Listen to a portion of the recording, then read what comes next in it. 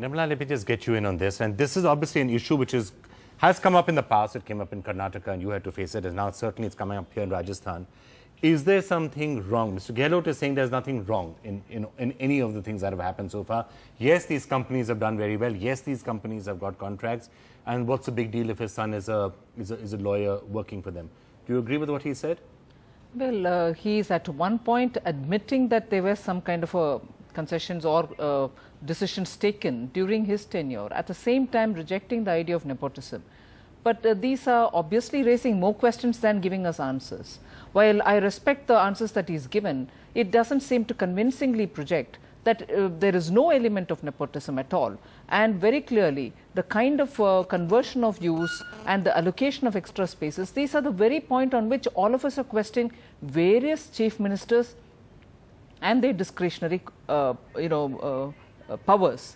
And when we do that in the context of, let's say, Tamil Nadu Chief Minister, Karnataka Chief Minister, and the same thing has now risen in the context of Rajasthan. I think somewhere, if Sonia ji had spoken about it in a Burari conference, saying Chief Minister's discretionary powers will have to be reviewed, and she strongly advised. So what you're really saying is that any exercise of discretionary powers benefiting companies where the son happens to work. I mean, he's allowed to work in companies. Absolutely. But when discretionary preferences are being given to those companies. But here the Chief Minister has partly admitted to certain decisions taken in terms of, if I have understood him correct, as you were asking questions, he was coming up with answers, where some of the decisions taken, he's admitted to. So it has. But he says there was no nepotism. He said my son was just getting 10,000 rupees or 45,000 rupees. No, that's not for him to decide. He can only say whether such decisions were taken or not, and it is for somebody else, an investigating agency, to decide whether there was indeed an element of nepotism or not. Whether such decisions have been taken or not is what you've asked him,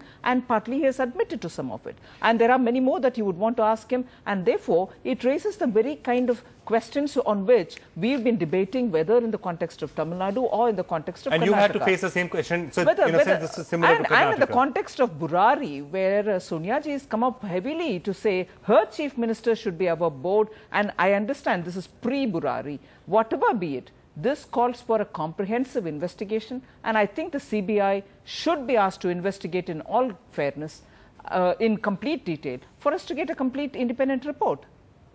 And let's just try and, so you wanted to respond to that and then there's a follow-up. No, I respect him speaking as a, great affectionate father, that the son might not have had any interest at all, and he was just giving a legal service to the two firms, which were incidentally doing very well. And decisions of such nature does not even reach the CM's table. But the fact remains, the son is adult enough to know that his father is holding a position, public position, and if he is associated with that company, either he should have warned the father or he should have quit. But one after the other, you've yourself cited but what are the norms? I think this is something which we're going to have to go on debating. What should be the correct norms? And obviously, a son is entitled to work in a state where his father is the chief minister. Absolutely. So where is the dividing line? The discretionary decisions which are being taken are the ones which are being periodically and rightly questioned by all of us. And that's where we are wondering if there is any nepotism involved. Just not monetary benefit, but decision-making affecting anything else in the sense of land use or additional land being allocated and so on.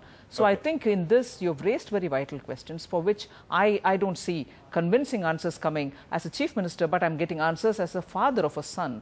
I'd rather have the same measures and same standards which Congress party uses. And we should really hope that all parties should do this. As I'm saying, this is an issue which you are facing exactly the same issue in Karnataka. Therefore, I'm saying, I even quoted Tamil Nadu, where BJP is not in rule. But I think all of us will have to now work on the correct norms that need to be followed, and there should be the same standards and the same code of conduct perhaps needs to be come into place. That's right. For chief ministers and their entire families in every state of the country. Because we have to now have transparent and accountable governance. Okay.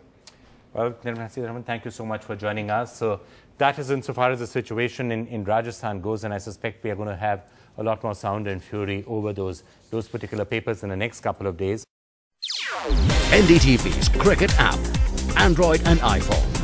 Fastest scorecard, special analysis, and much more. Download free. ndtv.com/apps.